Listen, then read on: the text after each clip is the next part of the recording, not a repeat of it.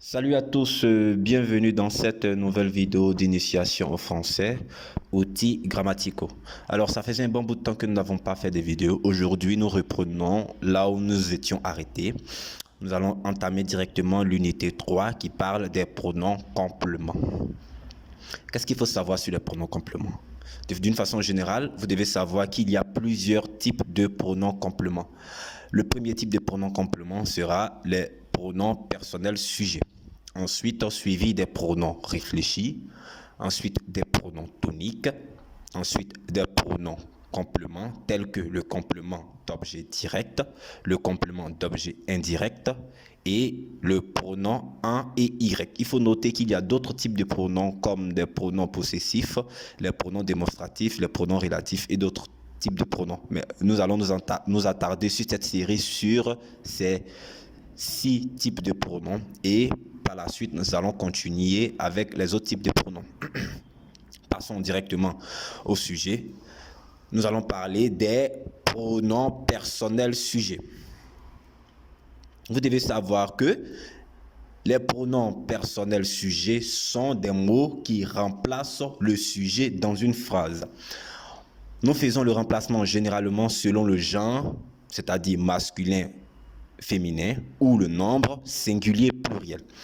Alors, je vous offre ce tableau qui est un peu le tableau qui retrace les différents pronoms sujets. Le premier, c'est je, ensuite tu, il, elle, nous, vous, il au pluriel et elle au pluriel. Les pronoms sont classés en 2 catégories. On a la catégorie singulier et la catégorie pluriel. Lorsque nous prenons le cadre de je, vous voyez dans la 4e colonne, c'est marqué masculin ou féminin. Ça veut dire que je peut être un masculin, un homme peut dire je, une femme peut dire je. Alors, vous devez comprendre que je est au singulier, tu aussi masculin ou féminin pour dire qu'un garçon peut dire tu et une femme peut être tu. Nous avons il, exclusivement masculin. Le il représente seulement le masculin. Et elle qui représente aussi exclusivement le féminin. Nous avons nous qui est égal à je, moi qui parle, plus les autres. Alors ici, le nous, c'est pour le pluriel. Ensuite, le vous qui représente les autres, hormis celui qui parle.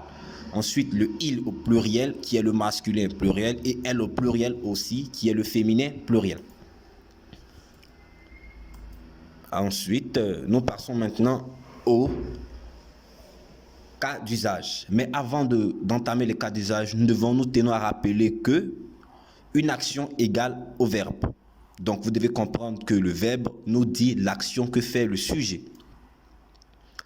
Prenons le cas de cette phrase comme exemple. Islam fait les exercices. Nous allons essayer d'identifier le sujet de cette phrase. Alors, comment identifier les sujets de cette phrase? On remplace par qui, exemple, qui fait les exercices. La réponse est Islam. On se pose tout simplement la question, Islam correspond à quoi? Islam correspond à la 3e personne du singulier. Mais nous savons très bien qu'à la 3e personne du singulier, nous avons le masculin et le féminin. Donc, on identifie le nom Islam, c'est un nom féminin. Donc, on remplace le nom Islam par elle. On aura elle fait les exercices. Prenons un deuxième exemple. Il s'agit cette fois-ci de je, entre parenthèses, moi et Islam faisons les exercices. Ensuite, le deuxième exemple sera je, entre parenthèses, moi et les autres faisons les exercices. Toujours la question, comment identifier le sujet d'une phrase?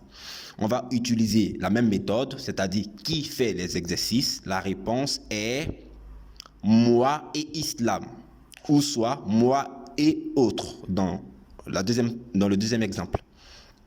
Bien, on va remplacer moi et Islam ou moi et les autres par nous. Pourquoi nous? Parce qu'on a la notion de moi. Moi qui parle, je fais l'action. Comme nous l'avons déjà rappelé, l'action égale au verbe. Donc, on va identifier celui qui parle en fonction du verbe. C'est-à-dire, on a moi plus une autre personne, nous deux, nous faisons l'action. Je tiens à rappeler que le sujet permet de faire la conjugaison du verbe. Donc, lorsque nous choisissons un sujet qui est pluriel, la conjugaison du verbe aussi se fera au pluriel. On continue pour les exemples suivants. Toujours nous rappelons qu'une action égale à un verbe. On continue. Islam et toi, faites les exercices. Le deuxième exemple, Islam et les autres, faites les exercices. Bien, comment identifier le sujet de cette phrase? On pose toujours la question, qui fait les exercices? Et la réponse est tu et Islam ou tu et les autres. Alors, tu ici peut être remplacé par toi parce que toi est le pronom tonique de tu. Cette partie-là, nous vous l'expliquerons dans la série de cours suivante. Bien, nous avons tu et Islam. La réponse est vous faites les exercices. Pourquoi vous et non pas nous? Vous parce qu'on a tu plus une autre personne ou tu plus les autres. Dans ce cas de figure, on ne prendra pas nous parce que celui qui parle ne fait pas partie des personnes qui font l'action de faire les exercices. Donc celui qui parle dit que l'action de faire les exercices est effectuée par d'autres personnes que lui. C'est la raison pour laquelle nous allons utiliser vous.